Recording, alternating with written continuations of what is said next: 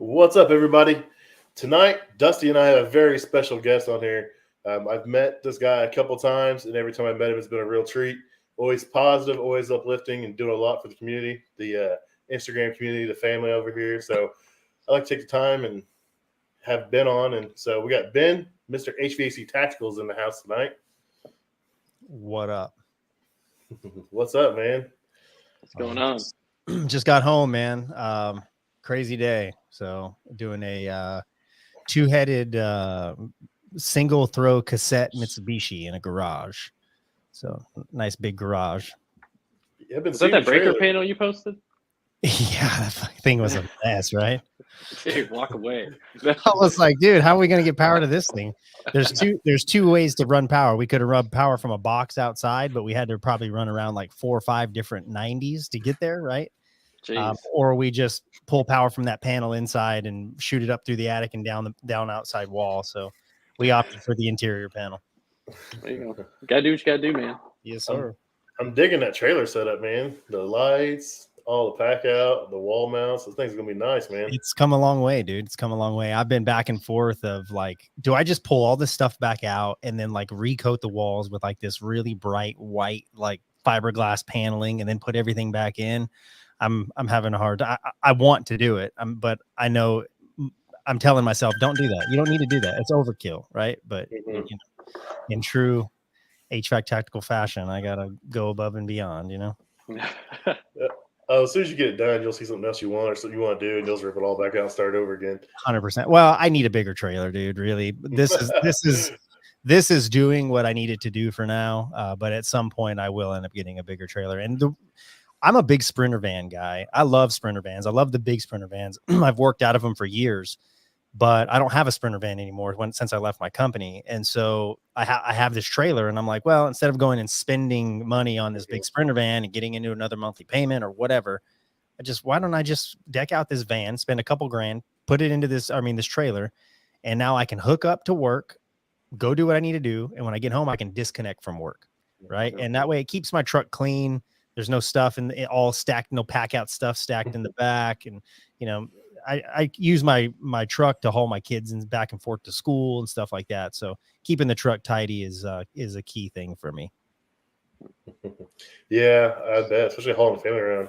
You don't want that stuff in there. I've had my kids, you know, in my work van, you know, run some errands and stuff. And they're always looking around like, you know, want to grab something, touch something. Yeah. You don't know, you know, I mean, in a van, I mean, I keep markers and all kinds of stuff they shouldn't be grabbing. You got that nice truck. You don't want them grabbing anything. I can just see my son jumping in the truck and then his boot like pushing the spray nozzle down on the spray glue. You know what I mean? All over my leather interior. I'm like, no, that stuff does not come off. Pookie everywhere. Yeah.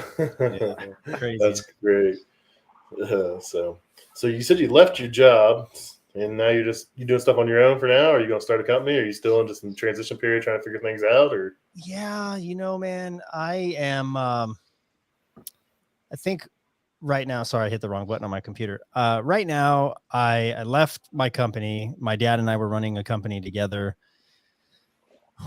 Long story short, we just felt that it was best for us to go our separate ways, and that was determined back in October. And so I was going to leave at the end of the year. And then I said, you know what, I'm going to leave at the end of January. I had some stuff I needed to wrap up.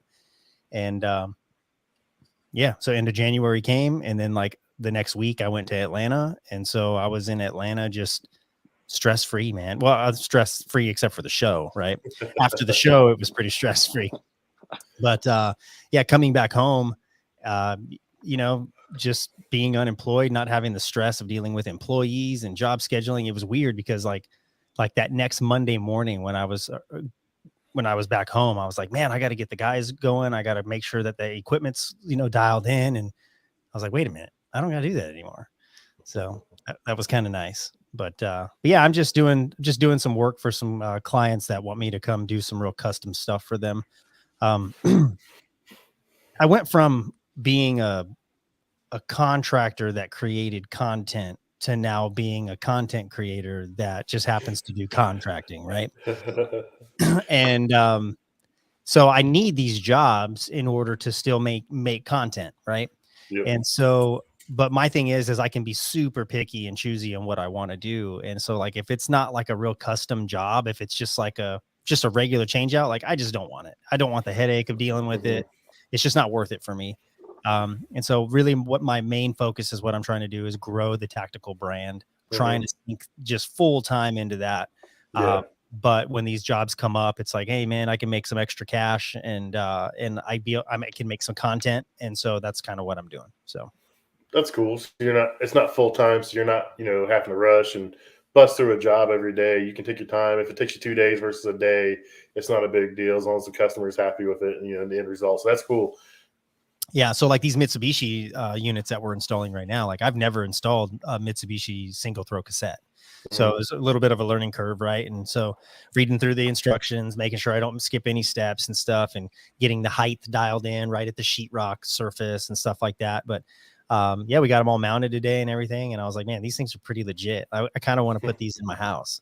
So so we'll see what happens. But again, more content, capable of making more content for that kind of stuff. So yeah, I'm excited, man. It's my stress levels are just super low. I'm just cruising right now. I'm just enjoying the ride. And, man, tactical's been a fun thing. And, I posted that video, the photo shoot yesterday. I don't know if you guys saw that or not. Yes, sir. But, yeah, that was a good time. James Bond back at it. Yeah, it was a good time. So I have about 3. We took about 100 pictures and I narrowed them down to 3. And so I'm deciding between these 3, which ones that I want to put on the cover of this next magazine. But yeah, this magazine is going to be pretty awesome, man. We were launching this magazine. It's kind of a revamp of what we did for the award show. But just some fresh content, pulling some of the sponsors out, putting new sponsors in, like Fujitsu took the back cover of the magazine. Nice. And then GE is actually going to take the centerfold of the magazine. So we have a lot of Supco, Trade Fox, as you would imagine, right? Because I'm deep with those guys. Dude, they're great people, man. They're awesome people over there. Dude. Great people. And they make great products, right? Yep. So, and they've been around a long, long time. So, yeah, just a lot of cool things happening, man. You know what I mean? And my whole objective here is just to make HVAC cool again, make it sexy. You know what I mean? and just try to attract talent into the trade. So, yeah. But that's the same thing we're trying to do here is, we do a little bit of HVAC, but I'm primarily kitchens. Like today, I actually ran a rooftop unit call. I was kind of surprised. I was like, hey, I'll go do it. It's a little different content on my page. So I went out there and unfortunately, it had a bad spark igniter, but it also had a bad heat exchanger, so it's not getting fixed. So it's always cool to do something different. So I'm just trying to spread. I promote all the trades, but I'm trying to make sure I get my little chunk of the trade out there. I mean, it's still HVAC, but just a little different little niche of it. I mean, just like hydraulic stuff, still HVAC, it's just a little different niche of it over here. So we all have a little bit of that little pie, but together we all come together and make one hell of a.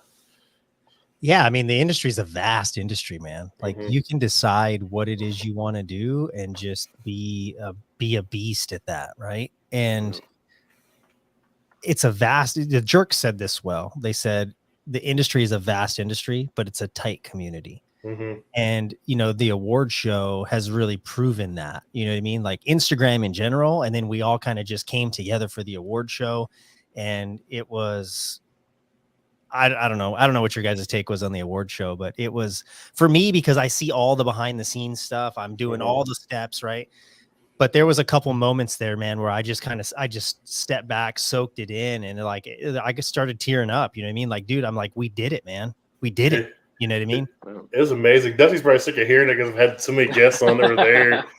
It was just an amazing experience. Last year in Vegas was great. I mean, it was a smaller group. We were crammed in that room, but we made the best of it. We had a blast in there. And then this year was just over the top, from the red carpet walking in to Ash with the interviews. I mean, it was just amazing. It was just next level. And it was definitely a blast. Well, I'm glad you guys enjoyed it, man. And I'm glad that, winning that award for you has done some really cool stuff. Gil, HVAC Uncensored, he was like, man, I've like the podcast has always done really well. Like it's just, it makes money. It does really well.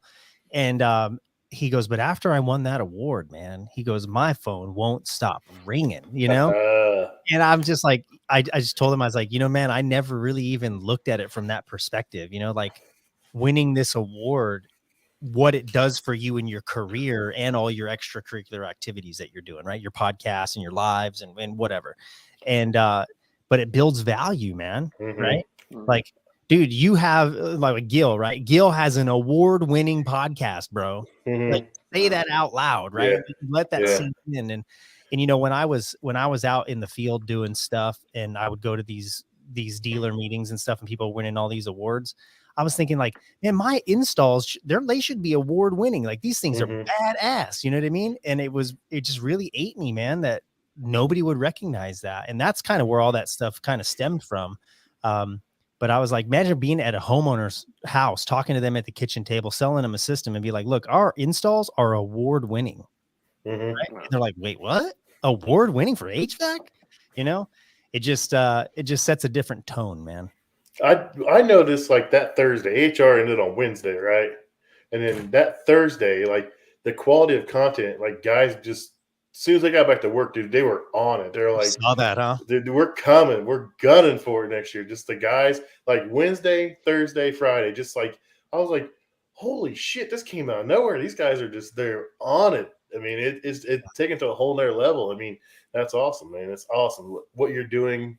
Recognizing just normal guys out here having pride in their work, having the integrity to do the job right, just to be recognized for that. That's awesome, man. So hats off to you. I appreciate that, man. I definitely noticed after Atlanta, like the level of content has definitely took a step up, right? Oh, yeah. I'm like, dude, people who never posted stuff about their installs are like just killing it now, right? And I'm like, this is what it's all about. I had a guy reach out to me, I don't know, maybe a week ago, and was like, man, this was my first AHR. I didn't get to go to the award show, but I got to talk to everybody from the award show. Like, I watched some stuff on the website and the live stream. And he was just like, this motivated me to basically level up in my career, And I just responded, I said, dude, that's what it's all about right there, right? If that's what it took, that's what it took to push you into the right, the right direction to level up, dude, it was worth it. Just one person, you know what I mean? Because you have to change this industry one person at a time, one mindset at a time. And it just seems like, dude, we're just this big train that's moving along, and we're just scooping dudes up as we're moving. You know what I mean? And that's what's happening right now. And I mean, I'm getting people all the last 4 or 5 days. Dude, what's up with the backpacks? What's up with? I'm like, dude, them shits are gone, bro. Quick. I think Dusty wanted to get one. I think he missed out on it again. So I missed out twice, man. Dude, the last roll of backpacks that we just put out like yesterday or the day before, they were gone in like 12 hours.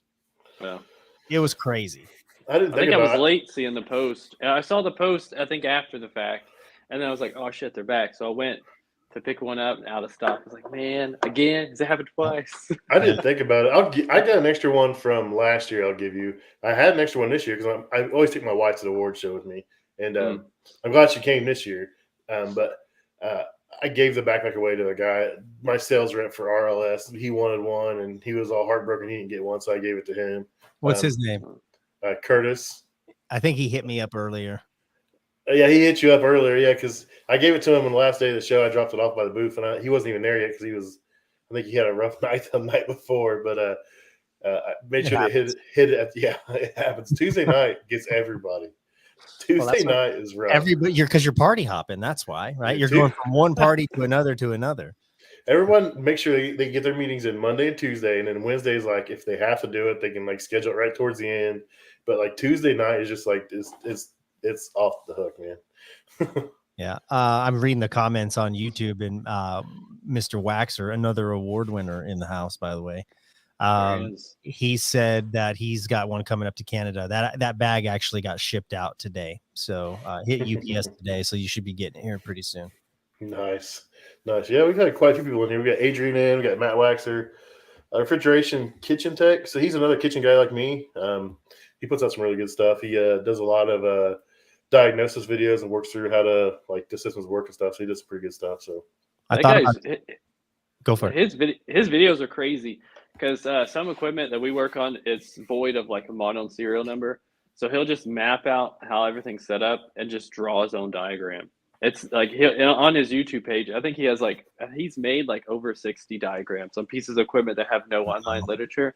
So that dude's definitely a smart guy. Yeah, he's definitely thorough, more thorough than me. Yeah. I don't mind putting like troubleshooting videos up. It's just like I'm just worried about a customer getting their hands on it, man. Yeah, that's true. Yeah. Well, I mean, at the end of the day, you're not going to stop DIYers. No, right? no. They're going to find that content from somebody else. They're going to find it someplace. YouTube is a vast freaking universe, right? Mm-hmm. And so at the end of the day, you can't stop it. Doesn't mean that you necessarily need to facilitate it, but you'll never stop it. So I don't think you making one video is going to make that big of a deal for a homeowner anyway. I think it has way more capability of being beneficial to the trade as opposed to beneficial to customers. My deal is like I'll get to making a video. It'll be it's a great topic, and then I get engrossed in fixing something, and I like forget to record. So I just and I got done with the call. And I'm like, oh man, I could have recorded all this cool stuff, and I forgot about it. I do that all the time too. I think I was talking to you about that icebreaker on that Scotsman ice machine, and I got like elbows deep into it, and then replaced the breaker, and had to end up doing a bunch of this crazy stuff to it. And by the time I got finished, I was like, man, that would have been a perfect video to record. But like, I only have two hands. I don't know how to, like what to do to set it up. So I always gaps it.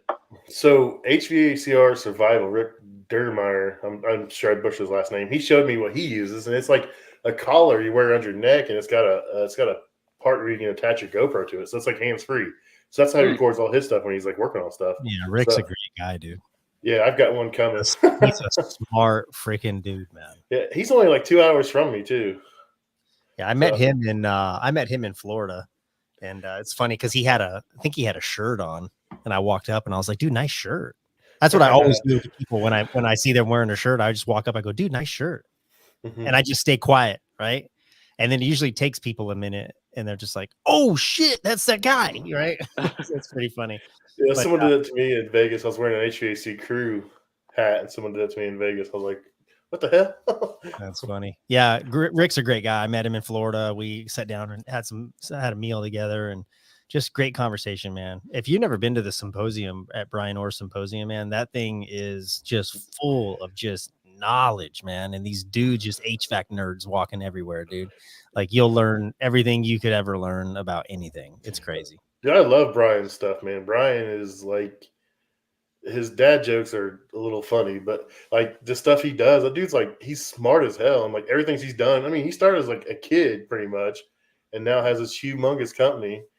You know, yeah, it's just, Brian, I mean, people will probably argue this, and even Brian would probably argue this because Brian tends to be kind of humble about it. But I think Brian has single-handedly done more for the trade on an educational standpoint than any other person ever.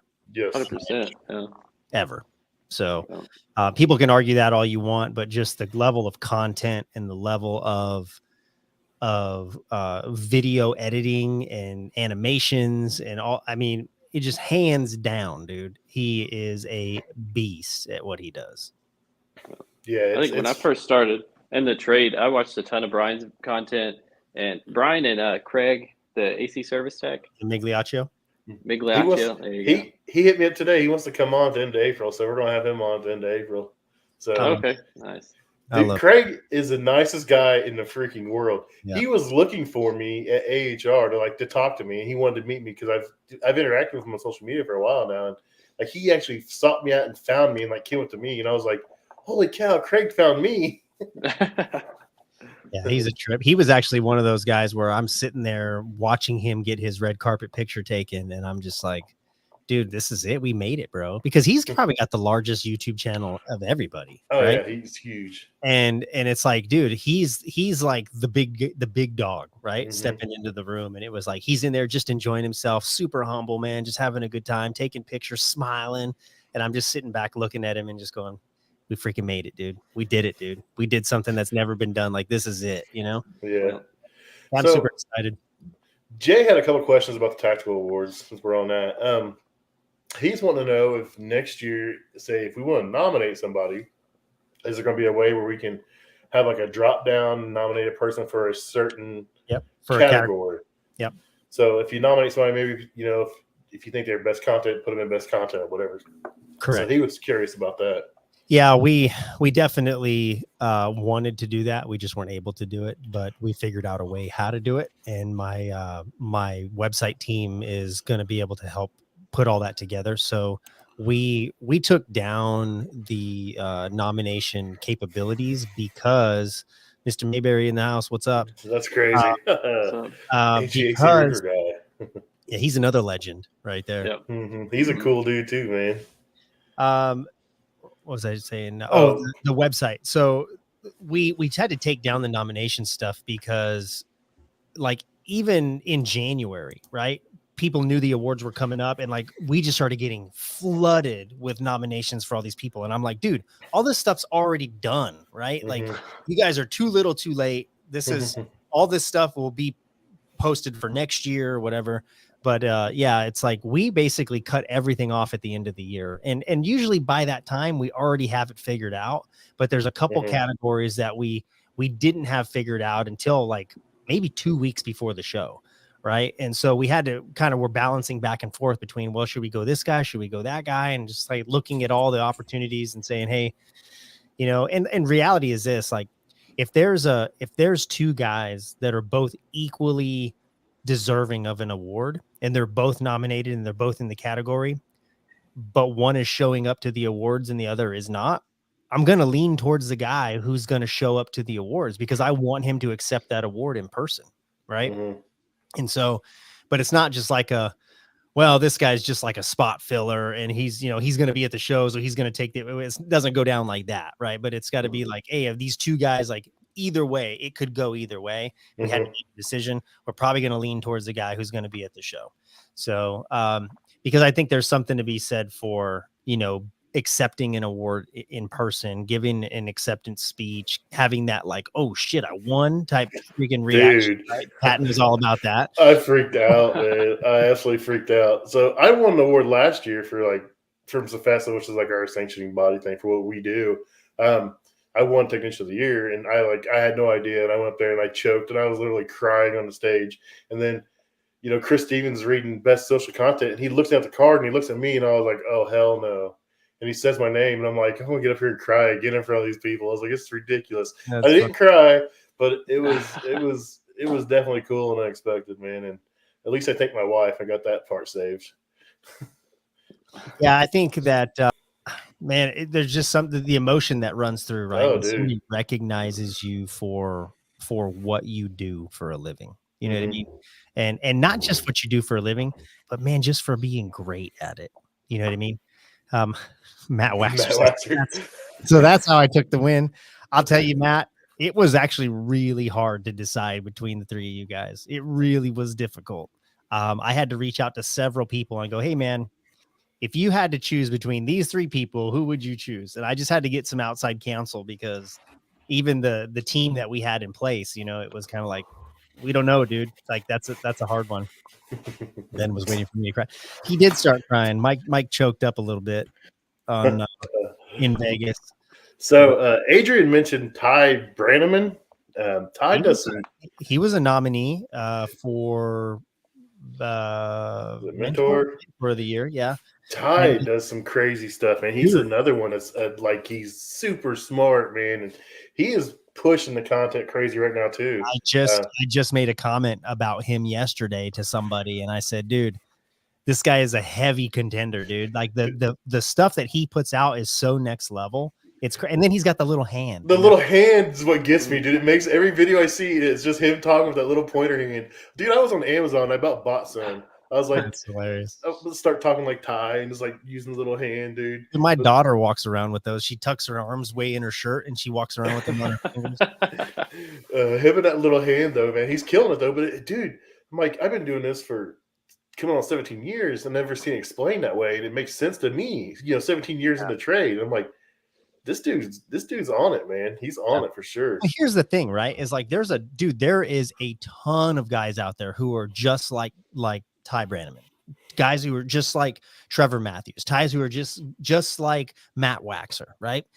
The difference is that they're not plugged into the community, right? Mm-hmm. And so that these awards are designed for guys in the trenches, but they're designed for people in our community, right? Mm-hmm. So my thing is like you want the ability to win an award, get plugged in, dude. We need you in our community. We need great minds plugged into our community, egos put aside, Mm-hmm. and just helping each other grow and just be the best that we can possibly be. And dude, when we all level up, the industry levels up. And when the industry levels up, dude, we all make more money, dude. We can charge more for what we do. We are now respected more by our peers and by customers. And just, people in different trades are just like, maybe I'm thinking about leaving this trade. Maybe I want to go be an HVAC guy, right? Again, Yeah, we have to pave this way to attract people into our trade. plug me in, Ben. Yeah, it's man, I made a post earlier this week about a guy reaching out to me, and he left a small company to go to a beer company in search of more training, more knowledge, and to do more things. And like, I've had some guys reach out to me about how to get involved. I had a guy that used to own a restaurant, and he's moving back east to be with his wife's family, and he's looking for a career outside of the restaurant. He was a chef. He didn't want to be a chef anymore. He didn't want to own a restaurant anymore. But, he spent years, somewhat fixing his own stuff, and he wanted to get into his career. So I found out who was in the area he was going to and gave him a list of employers. I said, here, talk to these guys. Tell them I gave you the information. I said, they're always looking for help. You're going to start at the bottom, work your way up. But I said, once you get some experience, I said, there's not a reason why you can't make a lot of freaking money doing this stuff, man. Yep. Yeah, I mean, when you really hone your skills and sharpen your craft and just become a master at what you do. And here's the secret, right? Is like you never become a master. No. Like that's just this thing off in the distance that you're trying to get, but you'll never catch it. When you get close to it, the goalpost moves again, right? Mm-hmm. Because you always have to be learning. And I think that's really what it takes to become a master of your craft. So you might be somewhat of a master, but you're really never a master. Like you just keep trying to attain this thing that's just so unattainable, if you will, right? But yeah, did you see that picture that I saw earlier on actually the video I posted from Whataburger? The dude was working on the ice machine and stuff, and drain or whatever he was doing. And man, I wanted to go talk to him so bad, but he was schooling that worker from Whataburger, and I was like, I ain't gonna interrupt that, dude. So that's how I got one of my best texts years ago. There's a casino here in Anderson where I live, and I used to always go there, and they had an in-house guy, and he did like lighting, and he did a little bit here or there. And I'd get there, and he was always my contact. So I'd call him when I get there, and he'd meet me there. He'd be like, "Hey, I looked at it, and I think it's this." And I'd troubleshoot him, like, "Dude, that's it. You got to figure it out." I was like, "You want a job?" He's like, "Oh, you'd hire me?" I was like, "You got to figure it out before I get here." "Yeah, I'll hire you, dude." And dude, he was like one of my best guys, man. He ended up having some trouble with some women and ended up moving away, but he was a bang up dude. But he would always, man, he tried to figure it out before he called us, and then as soon as I get there, he'd stand there and watch me diagnose it, and he'd have it right like 95% of the time. I was like, man, if I could find any guy 95% of the time off the street in service, I'll hire every last one of them. Yeah, those damn women, man, they do it to you every time. I tell you. Dream killers right there, baby. Dream killers. So Mike brought up TikTok, man. There's a huge following of some guys on TikTok that don't even have Instagram. I'm like, you guys are killing it over here, and you're missing out on. Yeah, I think here's the problem with TikTok is number one is I have a TikTok, but I don't have it downloaded on my phone. And the reason for that is because if you read the user agreement, dude, the data they strip off your phone is like everything. It's ridiculous. And so I don't recommend you doing it, but people don't care. They just click OK and they just keep on trucking.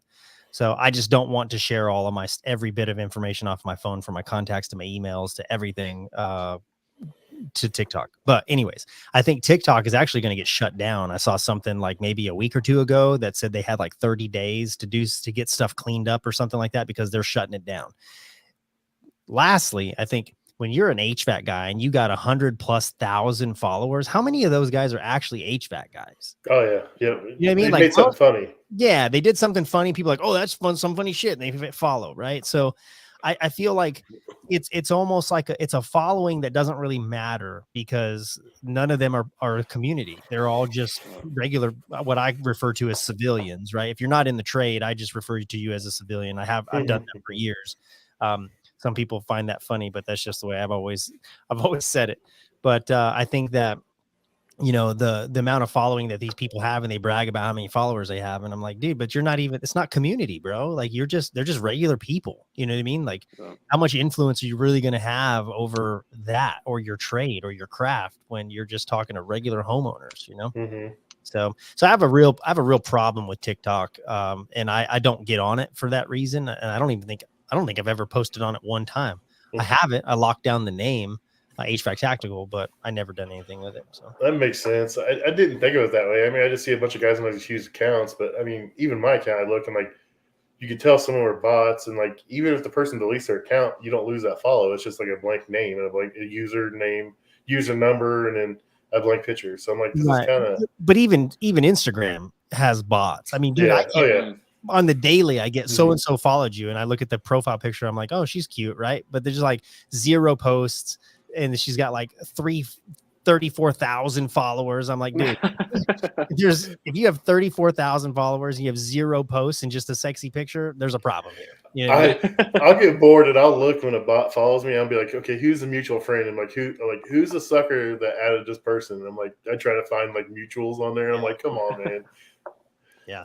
I think one thing that Instagram needs to be a little bit better at in our community is that we need to be better at protecting the community, where when somebody comes in and starts talking shit, then we need people in the community to stand up and go, whoa, whoa, whoa, whoa, whoa. We don't do that here, dude. You know what I mean? Like it's cool. Not Facebook. Yeah, just not Facebook. Yeah. And like, you know, you want to call somebody out, send them a DM. You know what I mean? You guys can talk about it, right? Or ask a genuine question in the comments. Don't just come out and be like, oh, that's fucking shit. You know, your mother's a whore or whatever. It's crazy, dude. It's crazy. So it's totally different. Sorry, go ahead. No, go for it. I just think we just need to be better about that. Well, it's totally different that you say that, like with Facebook, because when I first got in the trade, I did HVAC, and there's all the HVAC pages where people post an install that's pretty mint, but all the comments are like, well, I would have ran the drain to the left. I would have ran it up. You know, just all this like BS comments. But if you look at it on the Instagram level, it's the total opposite. I mean, you see it when it's really community, you see like uplifting, you know, comments, or like, you know, sometimes if there's criticism, it's like mildly, you know, I guess it's like mild criticism to the point of this looks great. I've done it this way before. So it's totally different ball game than Facebook. And like you said, you know, there's a ton of guys who are, I think, you know, there's a ton of guys on Instagram who are trying to police that and hone that down, you being one of them. So that's what makes it community, as opposed to like you like a measuring contest. You know? I think it's crazy that, you know, Facebook is the way that it is. It's been around for so long, right? But I feel like that the dynamic is now shifting, where people are starting to step away from the Facebook and look for something that's an alternative, right? And they're stepping into the Instagram community and be like, oh, this is cool. But then they still have the same mentality from Facebook. It's like, whoa, dude, you're more than welcome here. But do we do some shit different around here? You know what I mean? Yeah. That we help each other. We grow together. We're trying to level up together. And, you know, you breaking people down and just talking that madness, dude, that doesn't help anybody, even yourself. It doesn't help, you know? So I think we need to be just more mindful about like saying, hey, look, you're more than welcome. But if that's the way you're going to be, dude, everybody's going to block your ass. Right. And all it takes is one person to go, hey, dude, this guy's over here causing fucking nonsense. And then everybody hits unfollow. Right. And now your following just freaking dropped. And, you know, I don't want to be like this policing. I don't think we should have to do that. Right. But unfortunately, people are just assholes, man. You know what I mean? And what are you going to do? I'm not going to lie, dude. I used to be that way, especially on Facebook years ago, man. I was always just so negative, and someone posts something and I just talk shit. And, you know, I had some stuff to happen and it changed my view and changed the way I looked at things, and realized that, you know, that wasn't helping. That was just making it worse. And, you know, when you put that negativity out there all the time, it weighs on you. It weighs on your soul, and it kind of like drags you down. And when I realized that, you know, I needed to stop doing that, things changed. Like my life changed for the positive. I tried to be a more positive person, and so many great things came of it. I mean, you know, everything's happened the last 3 years wouldn't have happened if it wasn't for, you know, me making that change. I'd be a troll and I wouldn't have none of this. No one would talk to me. So it is what it is. I mean, you gotta put out what you want. So, well, even when people tell me, you know, they're like, hey, you know, this is stupid. Like this award show thing, this is freaking stupid. Like, why would you do that? You know, it's just kind of like, dude, this is not for you, bro. Straight up. I mean, I don't really know any other nicer way to put it. It's just, this is not for you. Please don't buy a ticket. Please unfollow my page. Like, this is a community. If you don't want to be part of the community, then just don't be part of it, Well, but it's funny how people come on these lives and they just talk all this madness, but I'm like, but dude, you're still here. You're still watching the show, right? You're talking shit, but you're still watching the show. So like, who's the losing end here? You know what I mean? So it's just crazy, man. Crazy. Yeah, Mike says LinkedIn is an awesome HVACR community. Yeah, it is. It's not toxic because it's mostly professionals. It's mostly professionals. I mean, people put some personal stuff on there, but it's mostly like professional stuff. And sometimes I put stuff on there. I'm like, I probably should have put that on there, but I don't care. I mean, it is what it is. But it's everyone on LinkedIn is pretty good too. So next year, Chicago. You started the plan yet? I'm sure you did. So I don't even want to think about it. I just think about all the work that's involved, man. It's just crazy. And so what it boils down to is what makes my life easy is when I have a lot of sponsors, and sponsors bring money, right? And with money, I can pay for things. I don't have to think about it. I just get it done, right? Yep. Once it's paid for, it's over with and on to the next piece. Yeah. And I can hire somebody to be like, hey, you're great at that. I'm going to hire you to do that. Can you execute that? Yeah, I can do that. It's going to cost me this. Okay, no problem. If I have money, I can pay for that, right? If I don't have the budget for it, then I have to do it myself. And not to say that I can't do it, but dude, I got a lot of things going on, and for me to keep taking on these extra responsibilities, right? So as this thing really starts growing and taking off, that I think we could easily sell 500 tickets in Chicago. I think we would sell out in a matter of a couple of days. Yep. But I don't want to do that. Nope. I think I want to keep it small. I basically want to duplicate what we did in Atlanta, and I want to add about 50 more people. So I want to do a cap of 300 people. And I think that, everybody who was at the show in Atlanta will have first dibs on tickets before they even go live. Right. And so, I want the community to be there. Right. Not just people who are like, hey, I just signed up. I want to go check this out. Right. That's cool. And I want you to be there. Right. But I think that it's only fair that the community gets first right of refusal on tickets. So, but yeah, sponsors are key, being able to fund the whole thing, because it is not an inexpensive endeavor to put something like this on. And a lot of people may be thinking, oh yeah, you're just doing this for the money, or you made a bunch of money, or blah, blah, blah, blah, blah. Well, I'll tell you, dude, I didn't make a dime in in Atlanta. In fact, I was negative in Atlanta. I ate several $1,000s out of pocket to be able to put that show on. So, to say that I do it for the money, that would be false information, my friend. Nope. It's all about the community. So it's awesome. I know that in time it will, this is an investment in time. It will bear fruit. Right. But really why I do this is for the community, because I feel like I want to leave my trade in a better place than when I found it. Right. And I've been doing this my entire life. I'm third generation in this industry. And by doing that, the people who are behind us, the next generation behind us, are going to have a better life in this trade. They're going to have more respect in this trade. They're going to be able to make more money in this trade, right? This whole trade will elevate because of the legwork that we all have been putting into this community together. Yep. So. Yep. Yeah, I'm definitely looking forward to Chicago. That's going to be the closest one to me. So I'll be there. I'm finally going to be there. I mean, I'm excited for it. Don't get me wrong, but it's a lot of work, man. It's a lot. I bet, man. I don't think I could handle it. I'd be stressed out. I would. One of the things we're trying to do is this venue that we're looking at, which is this really classy venue that overlooks the Chicago skyline. And I think I want to say the event is like on the 7th or 8th floor. So we'll do like a cocktail hour on the 9th floor, come back down a floor for dinner and the awards. And then after the awards, what I want to do is I want to do an official after party where you know, you and cocktail hour, you have these great conversations, you get all this stuff going, and then we basically interrupt you and go, hey guys, time to move on. We're going to dinner. We're going to have a award show. Right. Yeah. But then you never get to finish those conversations. And I think that we need to be able to accommodate that. And so the official after party would be in the same building, going back up to the next floor to where we had cocktail hour, and then having this official after party with a DJ and just lights and just finger foods and just drinks and just having a great time, man, just cutting loose, finishing those conversations that you started at cocktail hour, and just finishing that networking, right? Getting to know people, not just on a professional level, but on a personal level, because I think that's where your genuine relationships really begin to build. And I think that in order for you to get where you really want to be professionally, you have to develop genuine relationships. And that's really one of the key things that this whole event really does. Is it facilitates networking. It facilitates relationship building.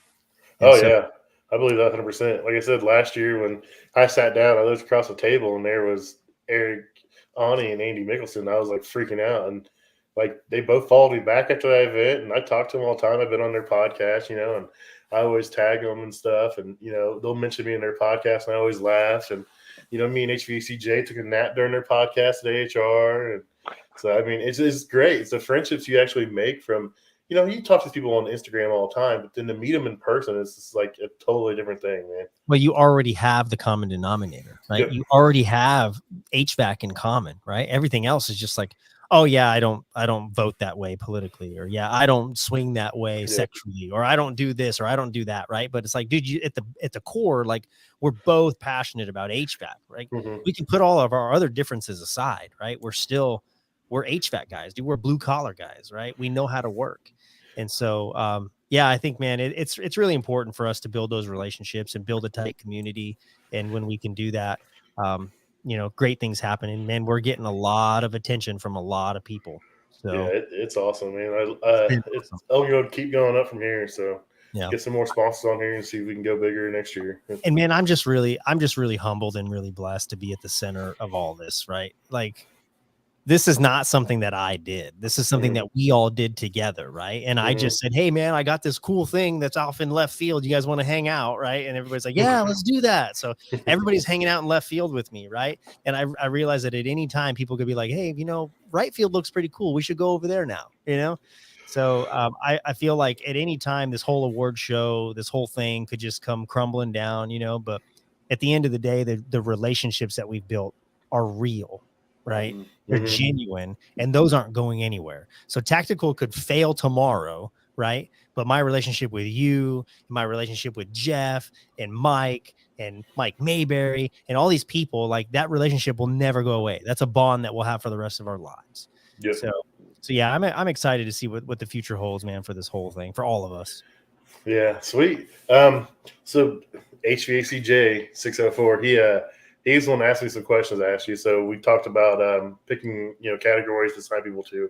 He also wanted to know about a fanny pack. I guess he wants this fanny pack more than anything else in the world.